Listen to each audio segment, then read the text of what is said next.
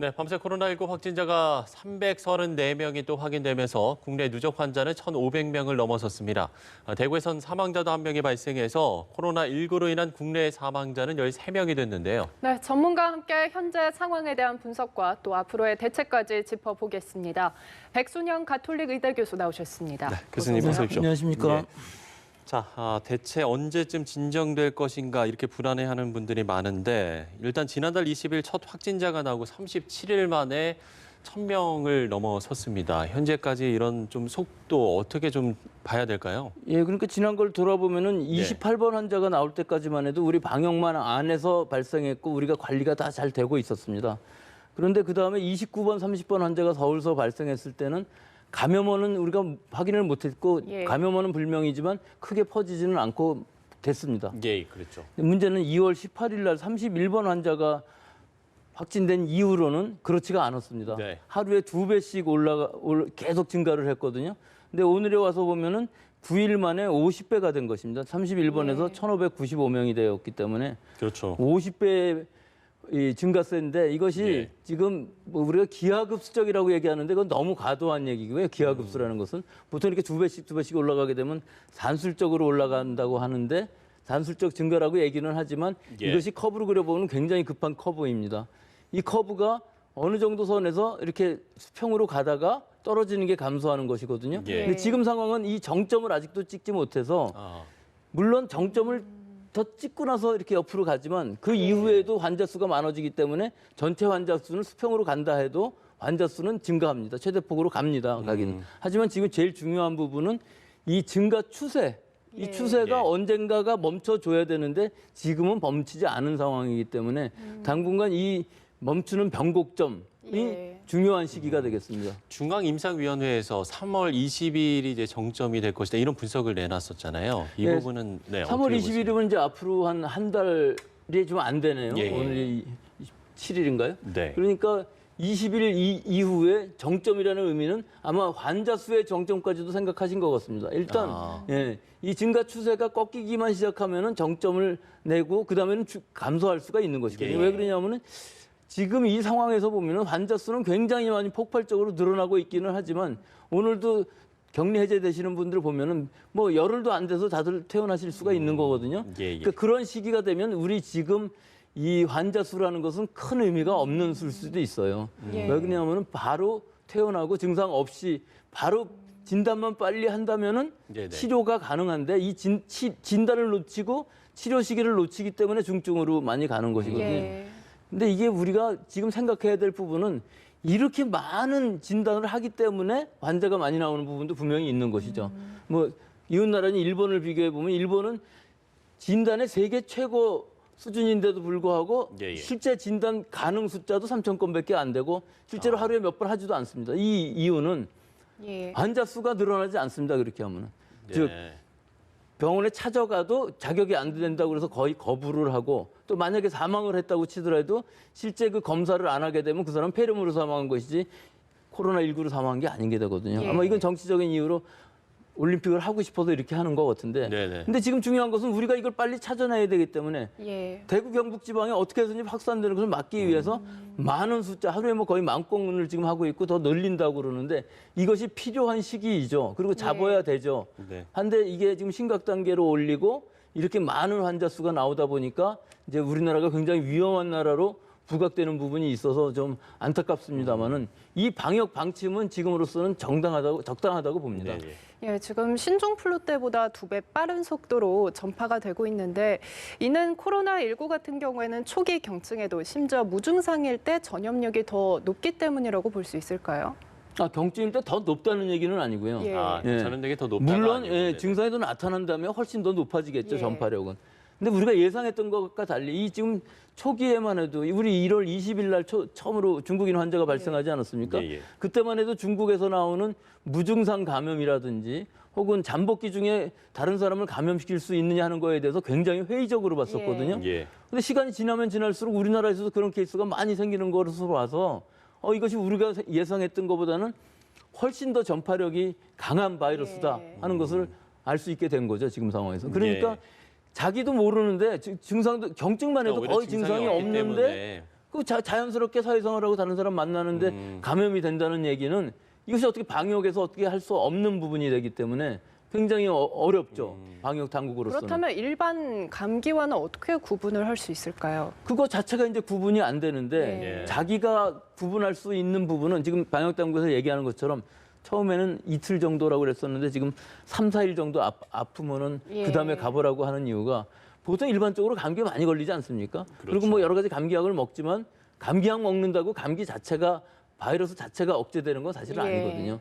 콧물 나오면 콧물 안 나오게 하고 아프면 해열제 먹고 뭐 진통제 먹고 이런 상황이기 때문에 보통은 한 3, 4일 지나면은 회복이 됩니다. 일반 감기들은. 근데 독감인 경우는 또 안 그럴 수도 있죠. 차이가 예. 좀 날 수도 있고 이것과 증상이 어느 정도 구별이 될 수도 있는데 일반적인 감기 증상은 내가 매년 뭐 여러 번 감기 걸려봤으니까 예. 많이 쉬고 영양 보충 잘하고 또 뭐 아프면 약도 먹고 그래 보는 거죠. 일단의 예. 증상이 있을 때 약을 먹어보는 것도 중요합니다. 물론 이 진단을 할 때는 그게 문제가 될 수도 있지만 일단 증상이 나왔는데 그거를 완화로 해야 되겠죠. 예. 했는데도 뭐 좋아지지 않고 자꾸 조금씩 나빠진다 그러면은 그때는 이제 지금 방역 당국에서도 보통 의사 선생님들한테 전화를 해서 의논을 해갖고 내가 이런 증상인데 예. 이게 선별진료소를 가야 되느냐 하는 것을 의논하라고 말씀을 하시고 계시거든요, 지금은. 예, 예. 즉 이 얘기는 1차, 2차, 3차 의료기관을 나눠서 진료를 해야 된다는 상황이고 이 1차 진료기관의 역할도 중요한 것이고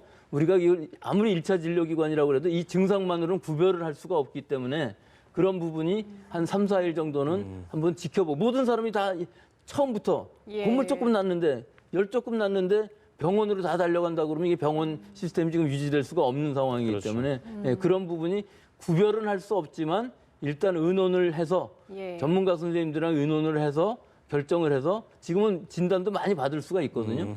그러니까 선별진료소 가갖고 바로 진단을 받고 음성이면 안심하고 그다음에 또 더 쉬어보고 14일이 지나도 안 나면은 문제겠지만 대부분 14일 정도 지나면 코로나 바이러스가 지금 아니라고 그러면은 예. 또 독감이라고 진단을 받을 수도 있는 것이거든요. 그러면은 그때는 안심해도 되겠죠. 예. 예. 지금 이제 보건당국이 신천지 측으로부터 21만여 명의 명단을 받기로 하지 않았습니까? 그래서 21만여 명에 대한 전수조사를 하겠다라고 밝혔는데 지금 이 명단에 이제 빠져 있는 사람들은 어떻게 할 건지 아니면 또 이 21만여 명이나 되는 사람들을 전수조사를 어떻게 할 것인지 이 부분에 대한 좀 의문을 제기하는 사람들이 있거든요. 지금 알려질 거는 21만이지만 본인들이 네. 신천지에서 얘기하는 건 31만 몇천 명이라고 얘기하고 예. 있고 예. 실제 교육생은 여기에 안 들어간다고 얘기하는데 이 그렇죠. 교육생들이 사실은 예배에 참석을 안 하는 사람들이 교육생이라고 그러면 모르겠지만 이 교육생들이 다 예배에 예배를 참석하고 예.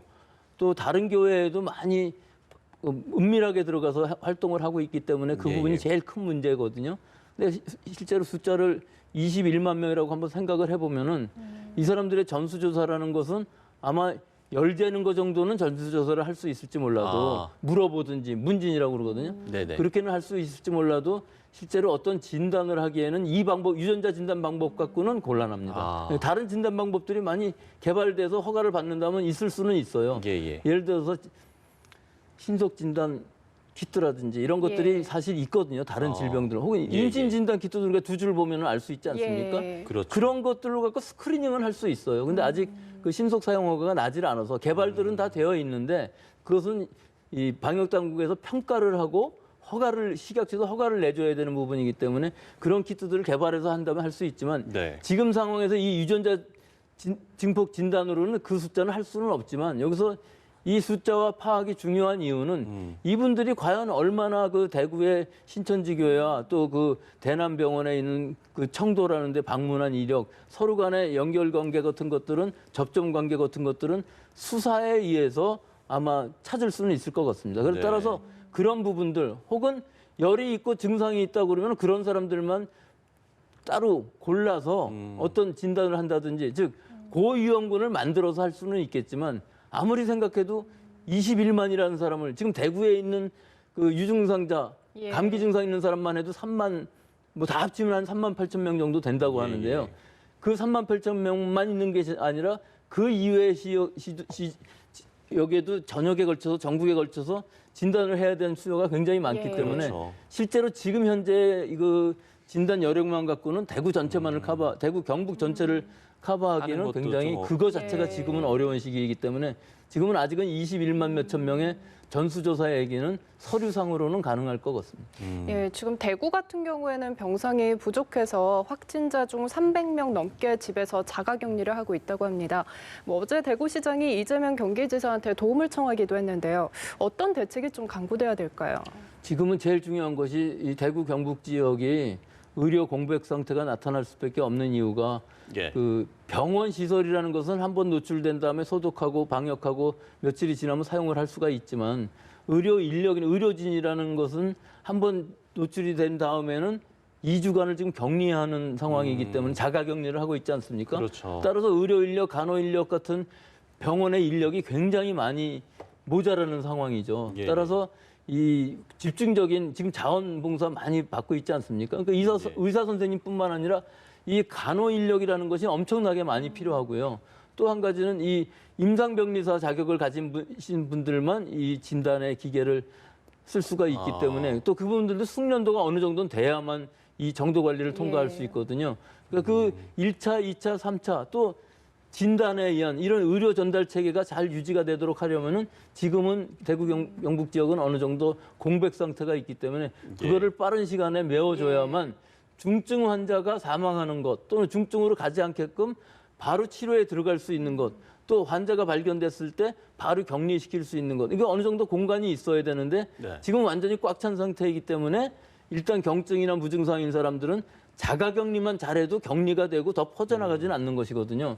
그래서 일부 환자들이 지금 확진이 됐는데도 불구하고 입원실이 없어서 자기 집에서 자가격리를 하고 있다는데 자가격리를 하면서 그 수칙만 잘 지키면은 집안에 다른 사람이 있을 때 말할 때도 좀 멀리 떨어져서 마스크 쓰고 얘기하고 뭐 주변 환경도 잘 깨끗이 하고 요새는 이제 대소변 얘기도 나오니까 화장실에서도 꼭 물을 내릴 때 뚜껑을 닫고 내리고 뭐 여러 가지 식기 같은 것들도 그냥 세척할 것이 아니라 한번 끓여서 살균하고 뭐 수칙은 상당히 많이 있습니다. 이런 것들을 다 지키면은 당분간 입원 기다릴 때까지는 어느 정도 자가격리로서 의미가 있고 또 이 시기에도 증상이 나타나게 되면은 좀 발전을 하게 되면은 바로 이송을 시켜주겠죠. 우선순위가 있기 때문에 증상 없이 낫는 사람들까지 다 지금 입원실에 입원을 한다고 그러면은 그거야말로 지금도 문제이기 때문에 이 폭발적인 이 증가세가 멈추면은 그다음에는 어떻게 해결이 되겠습니다만은 지금 현재로서는 이 증가세가 계속 가고 있기 때문에 이 상황이 바로 개선되지는 않을 것으로 보고 다른 지도시에서도 다른 지역에서도 이 병상들을 좀 나눠줘야 어느 정도 여유가 생기고 해결이 될 것 같습니다. 예, 그렇군요. 그런가 하면 지금 서울 명성교회에 이어서 강남의 소망교회에서도 확진자가 나오면서 지금 대형 교회 내 추가 감염 우려도 좀 커지고 있는 것 같아요. 이건 지금 심각한 문제입니다. 원래 지금 왜 그런지는 모르지만 교회가 굉장히 많아요. 온천교회부터 처음에 그 30번, 29번 이 환자도 명륜교회라는 데가 접점이 돼서 그다음에 또 나오긴 했거든요. 그 다음 감염이. 근데 교회가 한두 개가 아니고 굉장히 많은 교회들이 연루되어 있고 지금 이 대형 교회들도 지금 이렇게 환자가 나오고 있거든요. 여기에서 문제점이 지금 카톨릭 같은 경우는 모든 미사를 중지 이런 아주 중대한 결정을 하지 않았습니까? 근데 지금 이 상황에서도 수요 예배라든지 주일 예배를 지금 한다는 것은 굉장히 넌센스입니다. 거기 가시는 분, 뭐 물론 안 걸릴 수도 있고 그 안에 환자가 없을 수도 있습니다만은 만약에 그 안에 환자가 있고 고령자이시면서 질병이 있는 사람들이 굉장히 많거든요. 실제로는 교회 다니시는 어르신들의 경우에 뭐 고혈압, 당뇨 뭐 하나 없는 분이 있겠습니까? 한 가지씩은 다 가지고 있지. 그럴 경우에 감염도 굉장히 쉽게 될 수 있고 또 이 교회라는 이 자체가 여러 가지 그런 아주 일단 밀폐된 교회라는 상황에서 예배를 보는데 뭐 찬송가도 부르고 또 드나들면서도 여러 사람들이 같은 환경에서 접촉이 가능하기 때문에 이 직접적인 감염뿐만 아니라 이 주변의 환경에서의 감염도 굉장히 간접 접촉이 굉장히 심각할 수가 있기 때문에 지금 우리가 친구들끼리 두세 명 만나는 것도 다 캔슬하고 안 하는 시기에 이런 대규모의 예배를 드린다는 것은 넌센스이고 여기서 만약에 또 환자가 더 나온다면은 이 대구 경북 지역에 이게 재발되면 더 이상 걷잡을 수 없는 상황이 되니까 지금이라도 빨리 예배하고 그러는 건 당분간 이렇게 꺾일 때까지만이라도 2, 3주 정도 다 쉬는 것이 집에서 하나님 예배 드리는 것이 더 좋은 시기가 아닌가 그런 생각을 합니다. 예, 뭐 되도록이면 일단 종교 모임을 자제하라는 말씀이신데 상황이 이렇다 보니 국내외에서 코로나19에 대한 전망들이 나오고 있습니다. 지금 미국 하버드대 한 전염병 전문가에 따르면 코로나19가 내년쯤에는 전 세계 인구의 40%에서 최대 70%까지 감염시킬 것이다. 이런 주장을 내놨거든요. 예. 여기에 대해서는 어떻게 보세요? 충분히 가능한 얘기이긴 한데요. 예. 지금 내년이라고 일단 얘기를 하는 것은 네. 지금 올해 이 바이러스는 코비드 19라고 그래서 우리는 코로나 19라고 하고 있죠. 이제 2019년에 처음 발견됐기 때문에 19라고 했지만 그럼 내년이면은 20년 아닙니까? 이 바이러스는 원래 RNA 바이러스이기 때문에 뭐 거의 주기적으로 5년에 한 번씩은 독한 바이러스가 나왔었는데 지금 이 바이러스가 만약에 변이가 돼서 새로운 바이러스가 나온다면 우리가 독감하고 비슷한 상황이 되는 것이죠. 올해 걸렸던 사람들이 내년에 다른 바이러스에 또 걸릴 수 있다는 얘기가 되니까 이런 경우에는 계절성 코로나 바이러스, 즉 코로나 20, 코로나 20이 나올 수도 있는 상황을 예견한 것인데 이렇게 될지 안 될지는 잘 모르겠지만 이럴 가능성은 있을 수 있다 하는 것이죠. 예, 알겠습니다. 자, 지금까지 백순영 가톨릭의대 교수와 함께 코로나19 관련 대담들을 좀 이야기 나눠봤습니다. 오늘 말씀 고맙습니다. 예, 감사합니다.